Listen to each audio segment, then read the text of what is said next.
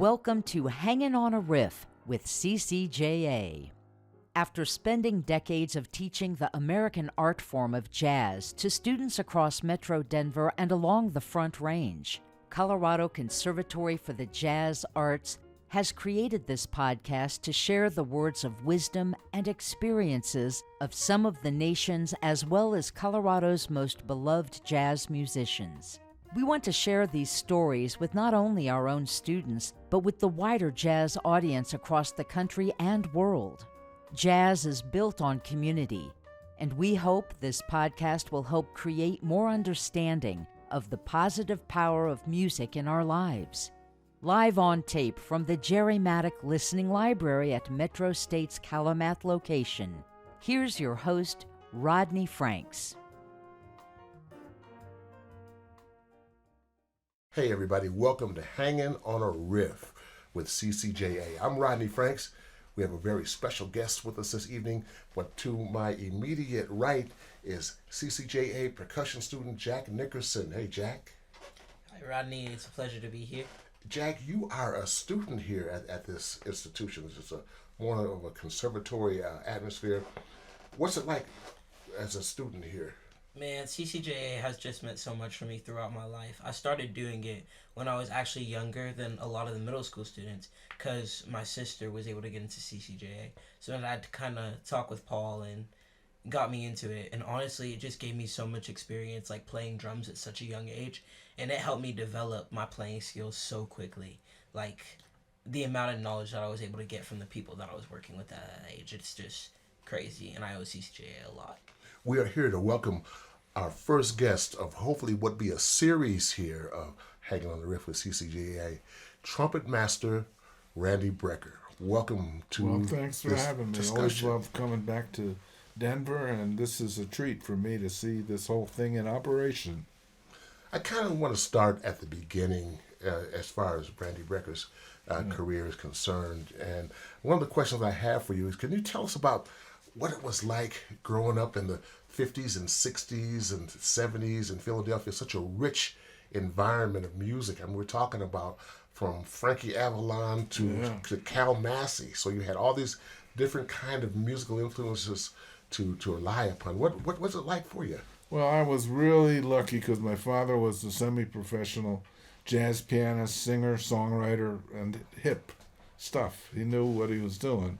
So, and he had was an avid record collector, and they would get together and have with local musicians have jam sessions in the living room, and I just grew up with the music. I mean, really from my earliest recollections. I'd go through. Actually, I even had 78s, and I treat them real carefully. I didn't want to screw up his record collection. Drop them and you lose them. Yeah. Drop them and then they crumble. So I had music, and particularly jazz, in my life.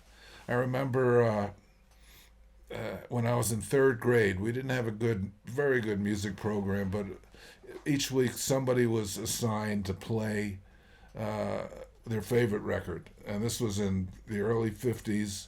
Elvis was on the scene, and rock and roll was strong. And I'd listen to the other records, and it became my week. So I brought in John Hendricks singing Cloudburst. I was blue and I was always wearing a frown. Yes. So the other kids, what the heck is this?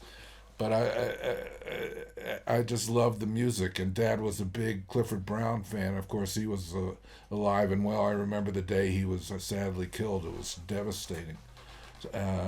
So I started on trumpet at age 8 because I loved the trumpet. And Dad, remember once he grabbed me he was listening to Clifford and he said, "Randy, trumpet is the greatest jazz instrument." And I wholeheartedly concurred. He loved trumpet. He had a lot of Miles records, every record, Clifford, Chet Baker, Shorty Rogers, Dizzy, of course, and he knew a lot of the guys, so he started taking me along to the clubs. I met Dizzy when I was a kid, and that was in New York, and we'd go to New York, hear music. I heard Miles several times. There was a place called the Red Hill Inn where I heard Miles many times, Carmen McRae, Thelonious Monk. I don't think I was even 10 yet. So I was kind of a hip kid, you know, and you bringing up the more soul or pop music, it was just fascinating because on every side of the coin there was really good music. It was like it was a company called Cameo Parkway, and they were set up like Motown really, but they weren't hip enough to really name every little thing. That's how come there's so many dances out of Philadelphia. The twist, the mashed potato. They were set up. Each little person did his own thing, and they used all jazz musicians on the tracks. It was really the same story, and they write a tune and make a dance. And American Bandstand emanated from Philly with Dick Clark, so he could have all this music on. They had some kind of deal going to promote all the records, so it was like a perfect storm in a way. And that's in that side of the genre. That's how that worked, and it was fascinating. So you got Chubby Checker, and the twist, and Gary U.S. Bonds, yeah. And I just loved all that stuff. So I just took to it, and I started taking trumpet lessons when I was 8 with Sigmund Herring from the Philadelphia Orchestra. But the defining moment was I had the idea as a kid, as before play-along records, why don't I take Dad's records? He had given me my own record player. I'll take some of his records to be real careful, and I'll just play along with the records. And I did that assiduously until last night. That's how I really learned to play. If there were not guys to play, I'd do it for 2 or 3 hours a day, and during the day, usually at night, but I'd look for things that I can play along with that are good play-along records, if I like the tunes or the sound, or if it's swinging, or if I'm trying to play in a weird key. I put on there was a good one with Sting and Shaggy, singing really good tunes, but they're all in weird guitar keys, so I learned to play in other keys by literally finding records that all the music's in another key. I kind of do it with common sense, and that whole part of my upbringing, I just used common sense to forge my way into the jazz world, so to speak. I didn't have much, what would you say, school training. I had some. I went to Indiana University, which had a great jazz program. I first went there when I was 15, and it was a stage band camp, it was called. Stan Kenton ran it, and his whole big band was there. Cannonball Adderley Sextet was there, Donald Byrd. It was fascinating, and I think that's when I decided at age 15 that this was really what I want to do. The guys were all so cool. They had really hip shoes on. That really caught my eye. I don't know. They were just the coolest guys, and I got to meet Cannonball, and particularly Donald Byrd, who I worked with a lot later. And I said, this is... I don't really like anything else. I got to just be a professional musician. So I ended up going to IU. They had a great music school, and eventually they started a really good jazz department under the supervision of Dave Baker. And also Jerry Coker was there, Jamie Abersold, who were commonly known as the ABCs of jazz education. So in that way, although I didn't have much theory training, I had to figure a lot of that out by myself, but I knew kind of what to do. But as far as playing, there was really a first-rate big band. We won a big contest in 1965, the Notre Dame Jazz Festival, and we were sent on a 16-week State Department tour as a prize. So we were in the Middle East and Asia for 4 months. How old were you during this time? Then I would have been 19 or 20. So that was fascinating. It's probably the most fascinating trip I've ever had, actually, because everything was so new to us. But it was a real swinging big band. I have a recording we did in Beirut, Lebanon, in a recording studio, and it's thoroughly professional band, great soloists. And one thing led to another. There's one interesting, I know I'm talking a lot, I don't want this one answer to take over the show. This is your show, Well, the interesting thing was at the end of that tour, we saw in Downbeat that the first international jazz competition was being held in Vienna. And we were not far. We landed back on the continent in Greece, and it was easy to get a couple trains and end up in Vienna. So 4 or 5 of us from the band went to Vienna and took part in this international jazz competitions. Now, the judges were Art Farmer, J.J. Johnson, Cannonball Adderley, Joe Zawinul, Ron Carter, who I just played with like a month ago. Can you believe that? And Mel Lewis. And so that in itself was just a fascinating thing to be around those guys. But the other thing was that really helped my career were the other competitors who were all unknown. We're all 16, 17, 18, 19. Miroslav Vitus, great bass player who came to New York and played with everybody. George Mraz, Jan Hammer from the eventually Mahavishnu Orchestra. Then he played like Wynton Kelly. Jiggs Wiggum, a great trombone player who's still very active in Europe. Man, Claudio Roditi, the great Brazilian trumpet player. Tomas Stacco, Joachim Kuhn, Eddie Daniels was there competing. Franco Ambrosetti, and I'm leaving out people. But we just all loved each other. We were there for about 10 days, and we all helped each other. A lot of the guys moved to New York, so we had like a little cadre of a band. And there was also a big band on the actual concert we performed. I got second prize. Franco beat me. He told me 40 years later, I only beat you by a tenth of a point. And but the guys who came in first to the concert, our band had myself and Jan Hammer, who I'm still friends with. The Miami Vice guy. Yeah, he kind of disappeared after Miami Vice. I guess he didn't have to do regular gigs. And George Mraz, who we just lost, became one of my best friends. We played together. Wonderful bassist. So and then I moved to New York shortly after and took courses at New York University. So all in all, I had the perfect upbringing. In Philly, just to go back to the original question, the black community was so nice to me, and my father would take me like I was 15 and I could play, but mostly by ear. But a guy named Clarence C. Sharp had a steady gig. He was on some Lee Morgan records. He's as underground as you get, but a great alto player. And he was close to Barry Harris, so he was on that scene when Barry moved to New York. He really helped me a lot. Bootsy Barnes, great tenor player.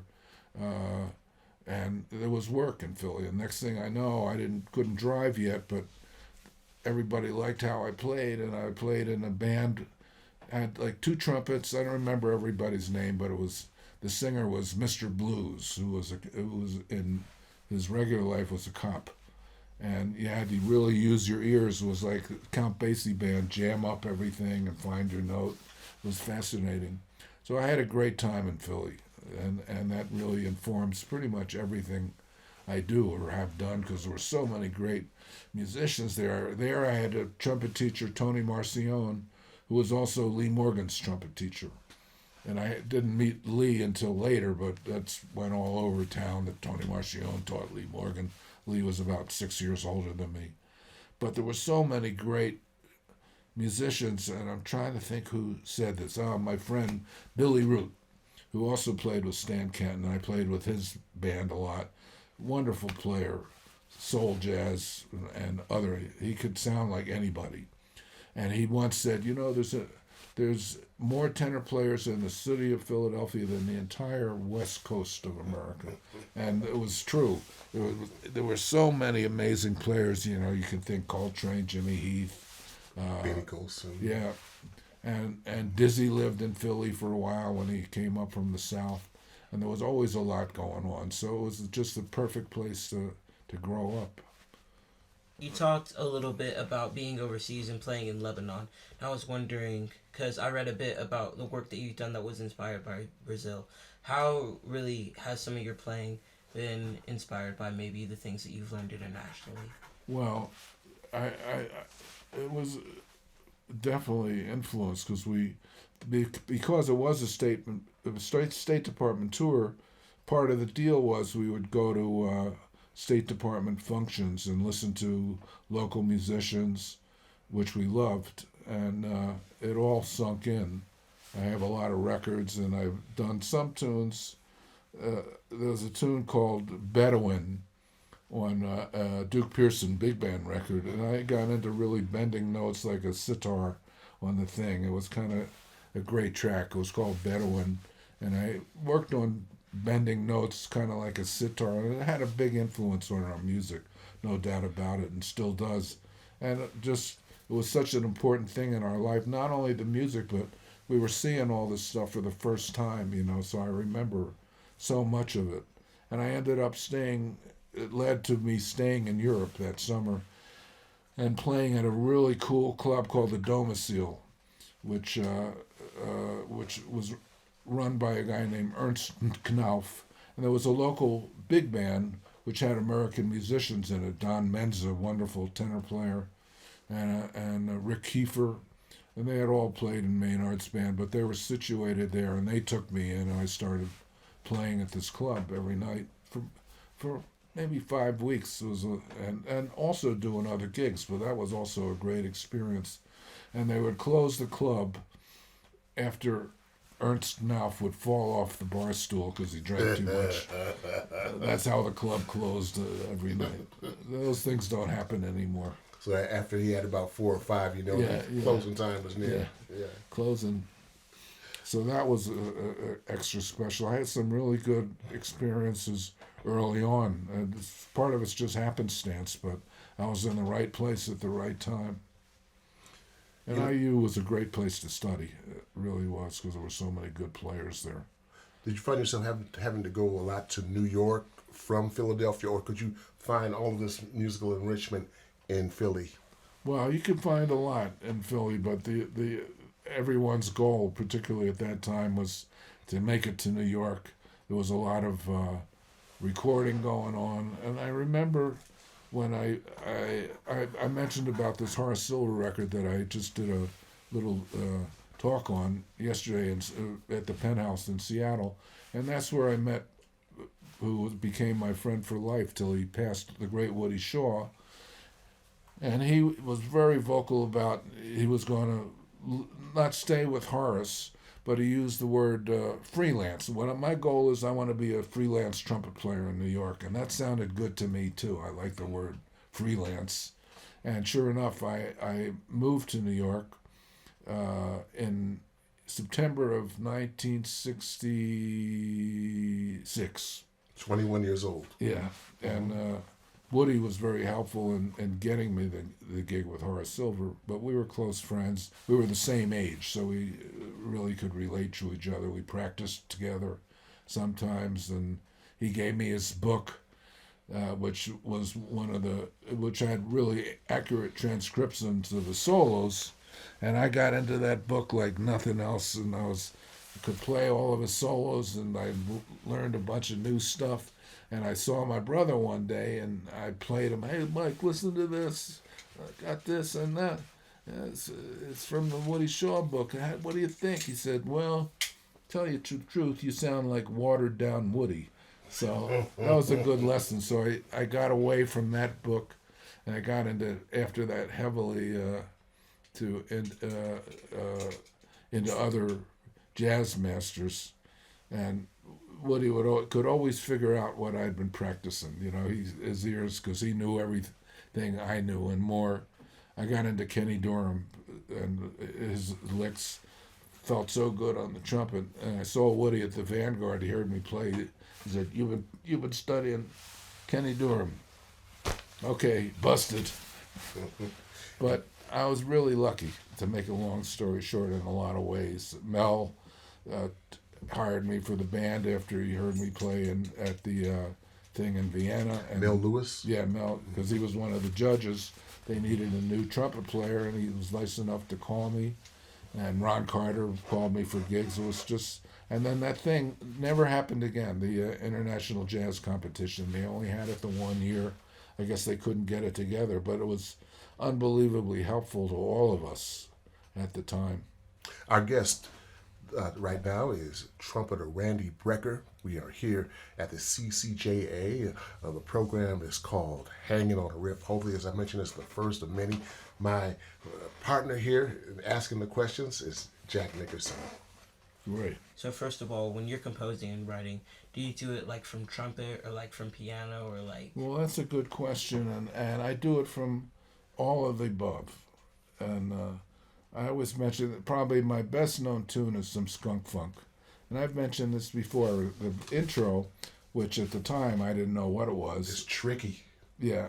But I started with the first, that was the trumpet line. I remember where I do that, I just play and try to extrapolate some things that might be good in a tune. And I was very industrious as far as keeping everything organized, because this was before multi-tracking. I used two cassette recorders and bounce tracks back and forth. But I had that on trumpet, and I also had played in front of a keyboard. I had a Fender Rhodes and a clavinet. This was Stevie Wonder years. Around that time, yeah. I actually played with him too for several months. So the first bar was, this will just show you how it sometimes goes, was a trumpet bar. Then another day I'm playing clavinet, like triplety stuff, and the Fender Rhodes had a good like sharp 9 in a certain register where that sounded good, and I went bop up up, and on the clavinet I was going I was playing like kind of triplety things, and I eventually, I think, put those three things. So it was 3 different days, 3 different instruments, and then the other line did a little bit, were trumpet lines that were parallel motion, and the did it. The bit it, which is so cool, was an accident. That was the tape was bleeding, and it was a former take, and that was already on the tape, and I said, well, that did it sounds pretty good right where it is, even though it's just bleed from another, track. So the next thing I know, I didn't know if it was going to be the intro, but then as I worked, it kind of revealed itself, the arrangement, and a lot of disparate things. Like I studied Lydian scales mostly with Dave Baker. He was one of the earliest ones to use modal modal scales, Lydian scales, and particularly Lydian augmented. So melody was Lydian. That was an idea from Dave Baker. So it was also okay to kind of steal ideas. The F sharp and C makes it a Lydian scale. So it was a whole bunch of different influences, and finding the right ones was like putting a giant jigsaw puzzle together. Quite often that's how, when I wrote, that's what would happen. Every once in a while, if it was a ballad or something, I was getting pretty good at playing piano and nice chords. I could write a tune maybe in one sitting. That's how you kind of envision it. But Horace Silver said this too when they asked him when we were doing a TV show and he did an interview. He said a similar thing, that it's pretty piecemeal a lot of the times, where you have something here and something over there, and then you put it together, and it's like a jigsaw puzzle. And it can take weeks to get a tune done. Different days, but the more you get into it, the easier it becomes. It kind of reveals itself. Or the guy upstairs is helping me, But it was really time consuming. I don't write that much anymore. I've written like 300 or 400 tunes, and my life has changed because I'm on the road so much. But then I was a session musician or a studio cat. So I'd be playing trumpet all day in the studios, and I'd have time to come home and write music. I always wanted to do that. But now I don't have as much time as I used to, because I travel so much. When it comes to writing, are you more comfortable writing at home as opposed to writing on the road? Does the road ever inspire composition? Oh, yeah, the road inspires plenty of compositions, and I learned that from Horace. from playing with him because he intertwined his life. The Tokyo Blues is an example of going to Japan. Song for My Father was inspired, boom, boom, boom, boom, from a trip to Brazil. And he intertwined his life amazingly with his travels and experiences. And that's what I tried to do. And he also wrote lyrics to his tunes. And I started doing that myself. I did do one record. I'm not a great singer, but I have a certain thing. It's called Hanging in the City. And I gave myself another name called Randroid. And that record, some of the critics said, well, what the hell is he doing now? But the musicians, and in Europe, it's kind of comedic, so to speak.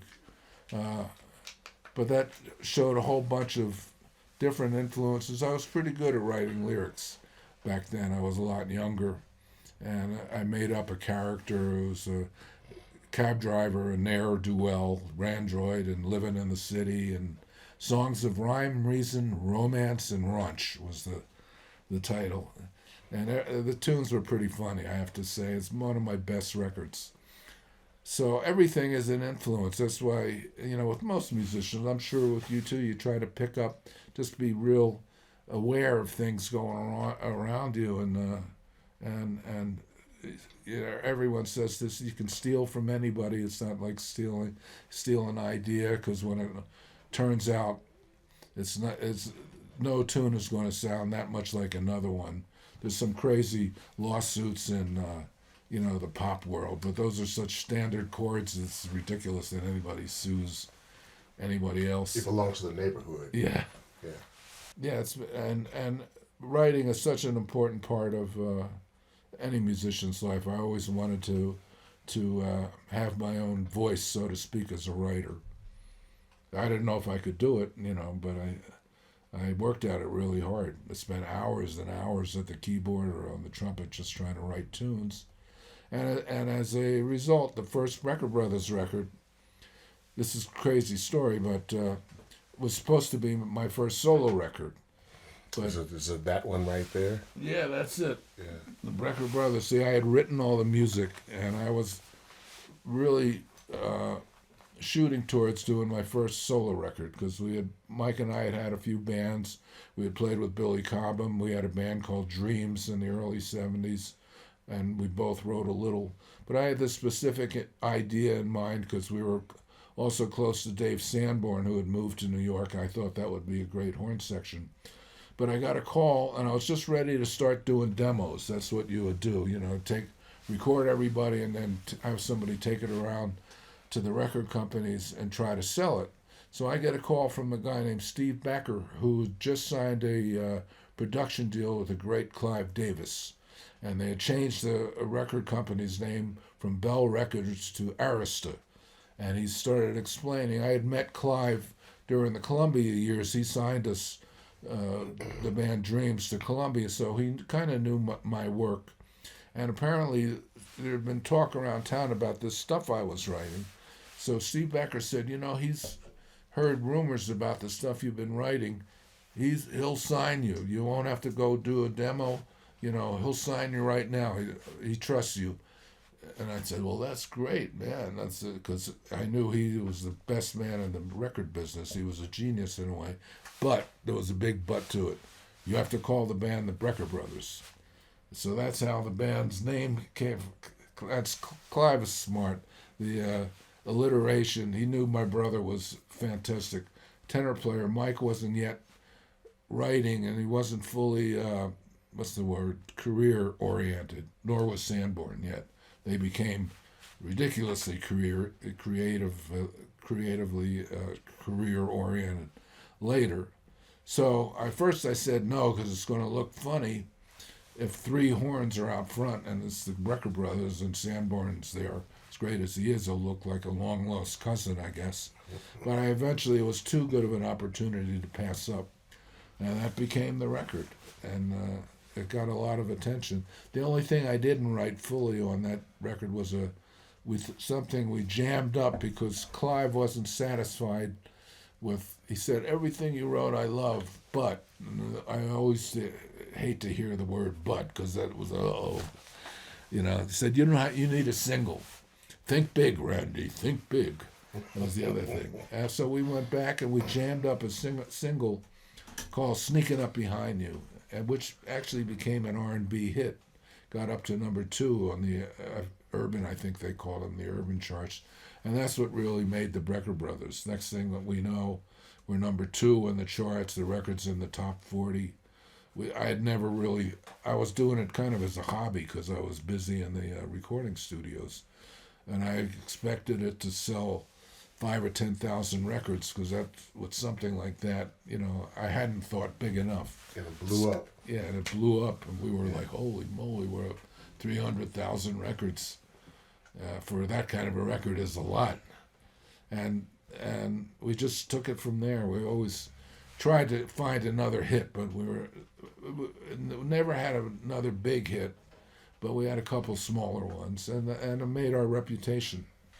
You were talking a bit about how selling records was kind of like a big thing for you, but honestly, I feel like more with modern culture, it's gone away a bit now that we're kind of in the streaming era. Yeah, so I was that's kind of for sure. thinking, what like influences do you think that kind of the music of your era has had on modern music, and also where do you think modern music could be going with the streaming era? Well, that's really, you know, if there weren't AI and there wasn't all the streaming stuff, I still wouldn't know where it's going. I know there are a lot of great players and human great players that know 10 times as much, because jazz education in general in the States and all over the world has become global.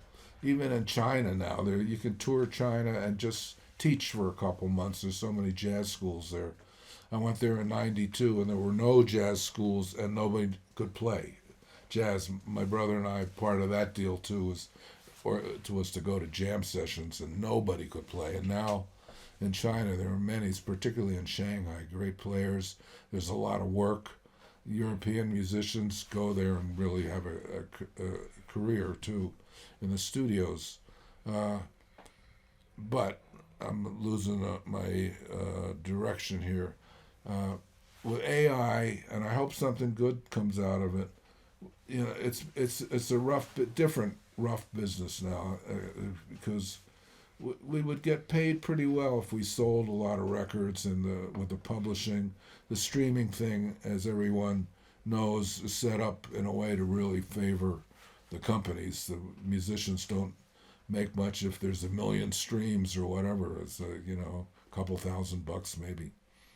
So it's a really hard question to answer, and I've recently saw some videos of AI productions, if you call that, by Rick Beato, who's a very popular interviewer and musician, very good musician. But this guy has millions of views, and he fed some information just out of curiosity into, I forget which program it was, and these tunes come out. They invent the singer name. You see the singer's face, but it's all fiction. And he said it, and I agree. The tunes weren't bad at all. So that's a scary thing, I think, for us musicians, and it's only going to get better. So I hope we can use it in a positive way. And I hope, musicians never really got a fair shake. I hope something happens in that regard. And people are working at it now a little harder than they do with the government to make things a little more palatable for young musicians. And I hope, with Trump in the way, that's not a great thing either. It just seems like a listener, if he's not really trained on who it is, it's almost like he doesn't really care who the musician is. Whereas before, the musician was there. He or she was the only one capable of creating this art. And now you have music based on zeros and ones, and it is a frightening prospect. Yeah, it is. And as soon as machines started coming in, we never thought that would happen. As I was on the scene when that started happening, I got called by a guy I work for a lot, a jingle writer, and I look around, and I'm the only person in the studio, And he says, "Can you play a chromatic scale, 2 octave, go up and down a chromatic scale?" And he directed me into different facets of the trumpet, and it was just me. And I finally asked him, "What are we doing here?" I says, "I'm working on an experimental film." What he was really doing was sampling the trumpet. I didn't even know the word. Sample through the scale? Yeah, just everything I played, he recorded it, and that became. He didn't need me anymore. He had my notes, and there was a big difference. But that's what happened with that end of it. It became all sampled sounds, so the record dates just kind of disappeared, and I found myself on the road at age 40. You're supposed to do it reverse, from 20 to 40. You're supposed to go out on the road and give him hell, et cetera, et cetera. But I was, swooped up into the jazz world at age 20, and I was, and there was a lot of recording. We ran from session to session, and then it all kind of dwindled, and then the jingle world knew less about what was happening, and then eventually, like a year later, when all the dates stopped, then the jingle company caught on, and they started using all these samples, so it all just stopped. It's unbelievable. There were I don't know, dozens of studios in New York. Every block in Midtown, you could just run from one to another, and usually we had like between 10 and 15 sessions a week, and we played for fun at night, and it all just stopped. There's no recording studios even. Berkeley owns one studio called the Power Station, which has been around, but it's ironic because they're teaching kids engineering, and the studios are all gone. It's something you have to learn anyway. It's called Berkeley in New York. But imagine that in Manhattan, there are really only 2 large studios, and there used to be 200 maybe. There's studios in Brooklyn and some in the surrounding areas now. But it's once again, it's a hard question to answer. It all. I think this isn't a good answer, but it depends on the technology. The students are there; everybody can really play, but technology and made great advances the last few years in a lot of things where, that helped, or at least was different. But it's up in the air because things are moving really fast with the AI, and it's just a crazy time. In terms of the advent of technology, and technology being taken away from the companies now and is more in the hands of the artists, do you recognize that flip side? Well, yeah, everybody's kind of equal because the record companies don't have the power. They're doing the same thing that the streaming services do. They stream their own stuff, and most of the promotion, a lot of promotion is just done by the artists themselves. The ones that are smarter and start out just putting stuff out on TikTok or any of the instead of going through a record company, and that can, if it catches on, you can and have a career as an artist. That's really what's possible now. But I'm getting old. I don't quite understand even how to do it. My wife's better at that. I know you have to get on playlists and make sure they like you and call them and and make pretend you like whatever they're doing. But it's a pretty crazy world in the music industry, as they like to call it. You were talking a bit about recording, and I was kind of wondering about your process going into that. How do you kind of mentally and physically prepare going into a recording situation versus like a live playing situation? Yeah, if it's a live, I just practice a lot and hope I get sent the music, and when I get sent it, I hope I can play it. You're always insecure, but I have a certain level. I can never play that bad. I'll be able to play pretty much everything, but it's still, I never really liked playing live in the studio. It was always more fun just to play. You don't want to worry about sounding good or playing something that everybody's going to hear. But I've done some good records, and now the other ironic thing is we have a studio, just small studio in our basement, and I've done maybe 1,000 recordings down there. Even to some live records.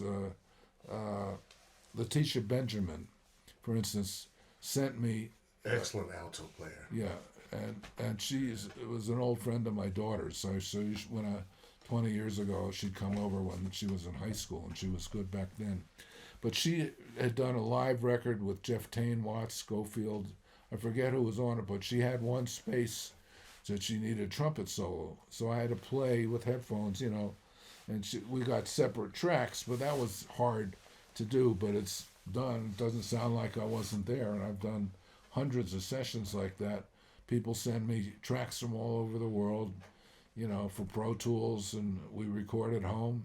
I'll be in my pajamas, and that's the way it is. You're these at days. home, you Yeah, can you jam don't have to get jammies. dressed. Yeah, you can And jam I've in done your some jammies. good things like that, but I would really would if I had my druthers be in a studio with everybody, because that's the real thing. And I did a lot of that when I was younger, and as nervous as you might get, that's the real thing. Everybody's having a great time, and you respond to each other. I'm good at faking response. Like if a piano player does something, I'll do it, but it's not a two-way street, But it's fun to do, and it's and my wife's a fine saxophonist. She's great Pro Tools editor too, so I can do no wrong. I don't have to worry about sounding bad because I'm always going to sound perfect. Do 3 or 4 rundowns, and then she pieces it all together. I have to get out of the room though. Wow, as we wind this conversation up, I wish we had more time, but I want to put a cliche question on you. Okay. 2025 marks a milestone birthday for you. 60 years in the That's it. business, and the question is, what is next for Randy Brecker? Well, that's a tough one. Just my next time I'm in the studio or on a gig, I just always want to sound good, and it's day to day with the trumpet. It doesn't really get any easier with the physicality of the trumpet. But I am doing a record, or leasing out a record that I'll play on. I'm not really writing much. My good friend Jeff Lorber and a guy named Claude Villiani is writing. They write really well, stuff that's not too complicated but not too corny either. And so that's one project that's in the burner. But generally, it's just day to day. I hope I can play. Some days, you pick up the trumpet. This is a well-known thing, and you win. It feels great. This is a dizzy line. And the next day, you might pick up the trumpet, and the trumpet wins. Next day, pick it up, you win. And then you die, and the trumpet wins. That's a famous Dizzy quote, but it is true. The instrument, if you don't play every day, or I can get away with maybe 2 days not playing. But it's an unforgiving instrument, pretty much, huh? No, yeah, there's a physical. It's like sports. There's an element of sports because it's the physical part, the metal against your mouth. There's nothing else vibrating. That's a tough thing. Had I known when I was 8 years old that I just assumed at 8 years old, I remember thinking this, when I grow up I'll be able to play. And every 10 years I would say to myself, well, I didn't get it yet, but maybe the next 10 years I'll be able to figure this out. And when I turned 70, I said, I'm never going to figure it out. But I just do what I can do. Our guest this evening or today or during this session here has been Randy Brecker. We are here at the CCJA campus, and just a pleasure to have you here with us. Well, thank you. To share your wisdom and share your experiences.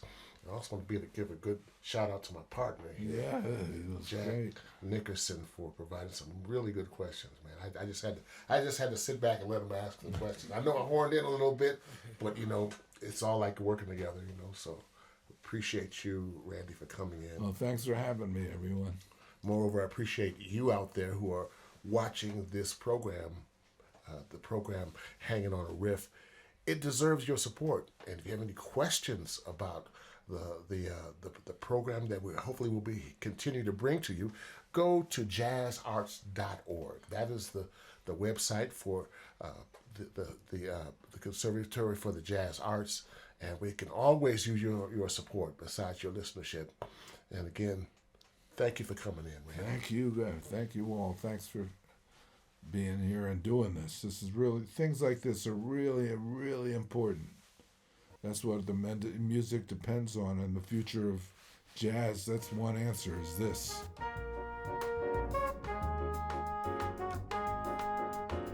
Thank you to trumpeter Randy Brecker for sharing your stories and words of wisdom with our hosts Rodney Franks and Jack Nickerson. Hanging on a Riff is brought to you by our team of professionals at the Colorado Conservatory for the Jazz Arts: Chris and Paul Romaine, Jake Alvarez, Bailey Hinckley Grogan, Adisa Nickerson, and Ann Bauer.